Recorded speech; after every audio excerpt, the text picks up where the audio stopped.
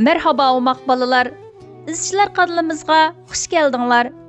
Peygamberimizning hayotini anlatishni davom qilyapmiz.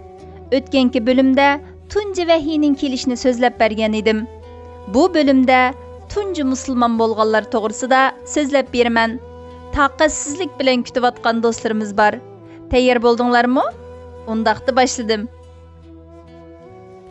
Peygamberimizga tunji qitim ishongan va musulmon bo'lgan Hazreti Xadija onamiz edi. Shundaq qilib, tunji musulmon bo'lish sharpiga erishgan edi. Tog'usi Abu Talibning o'g'li Kichik Ali bir kuni Peygamberimiz Muhammad alayhisalom bilan Hazreti Xadija onamizning birlikda namoz qilayotganligini ko'rdi. Bu chaqda Ali texi 10 yoshda edi. Peygamberimizning namoz qilishiga diqqat bilan qarab turib Arqadan, "Bu qilayotganinglar nima?" deb so'radi.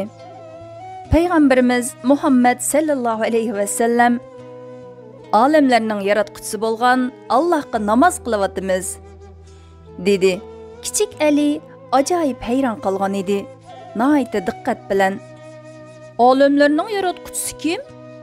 deb so'radi.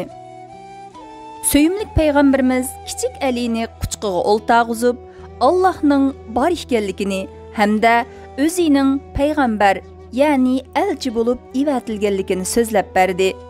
Arqadan Kichik Ali'ni musulmon bo'lishga da'vat qildi. Ammo Kichik Ali, "Dadamdan so'rab, ondan qaror beray" dedi.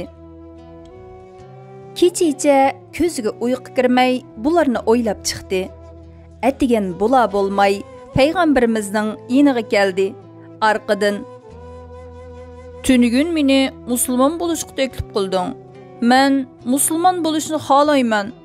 Buning uchun dadamdan so'rashimning hojati yo'q. Chunki Alloh meni yaratganda dadamdan so'rmadi" deb musulmon bo'ldi.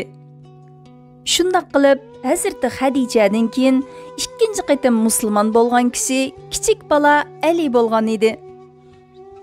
Bir kuni Söyümlük Peygamberimiz bilan Kichik Ali namoz qilyotdi. Bu asnoda Abu Talib u yerdan o'tib ketyotdi. Bu ahvolni ko'rib hayron qoldi. Keyin Söyümlük Peygamberimizdan nima qilayotganligini so'radi. Söyümlük Peygamberimiz hamma ishni tafsili so'zlab berdi.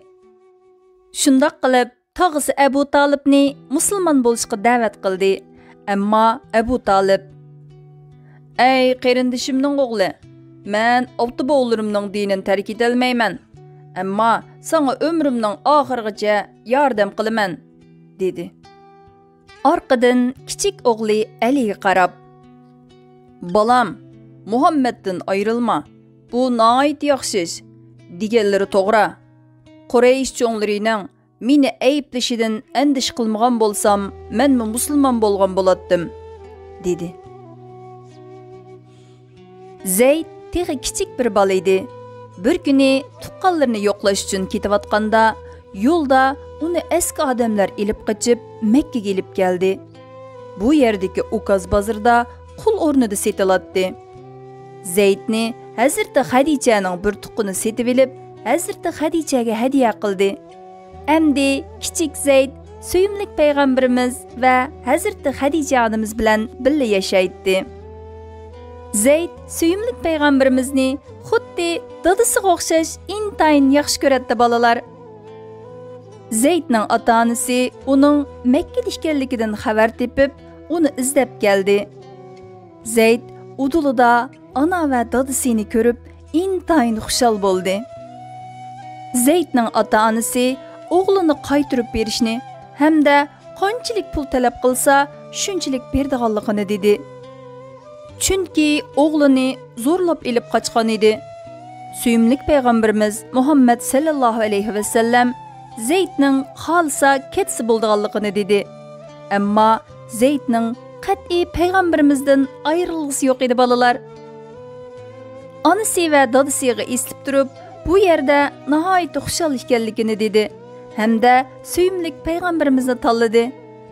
Zayd Söyümlük Peygamberimizning uyida xushal yashayotdi. Bir kuni suyumlik payg'ambarimiz bilan Hazrat Hadijaning namoz qilayotganligini ko'rdi hamda nima ish qilayotganligini so'radi.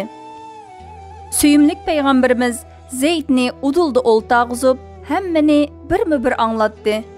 Arqadan kichik Zeydni musulmon bo'lishga taklif qildi.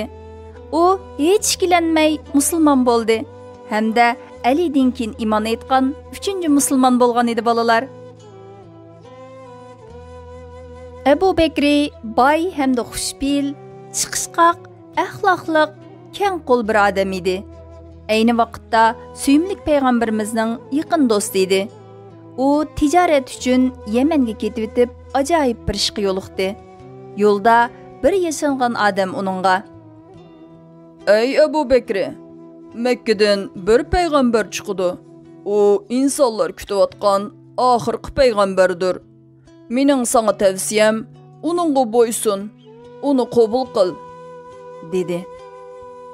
Hazrat Abu Bakri bularni anglab, nihoyat o'ylanish ichida Makka qaytdi.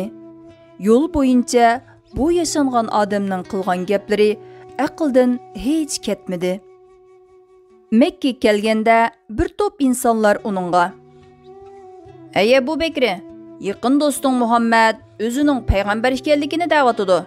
Berib, uning bilan paranglash. Bu deganlardan voz ketsin. Buni sen hal qila olaysan. Bo'lmasa, biz qanday qilish kerakligini bilamiz", dedi.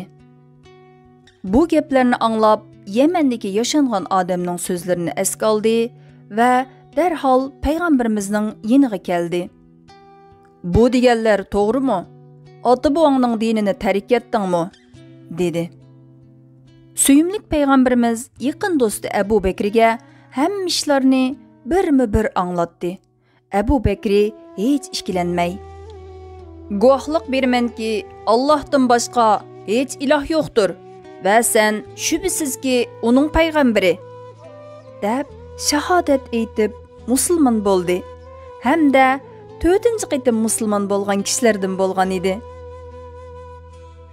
Bu bölüm shundoq qilib mush yerda tugadi. Barcha umoqlarning astoydil anglag'ini uchun rahmat aytaman. Keyingi son programmamizni ko'rishgacha sizlarni Allohga topchidim. Xushvaqt bo'linglar. Gül Ahmedim, canda canan Muhammedim, kurban bulsun canım tenim, yollarınga Gül Ahmedim, Gül Ahmedim, Gül Ahmedim, canda canan Muhammedim, kurban bulsun canım tenim.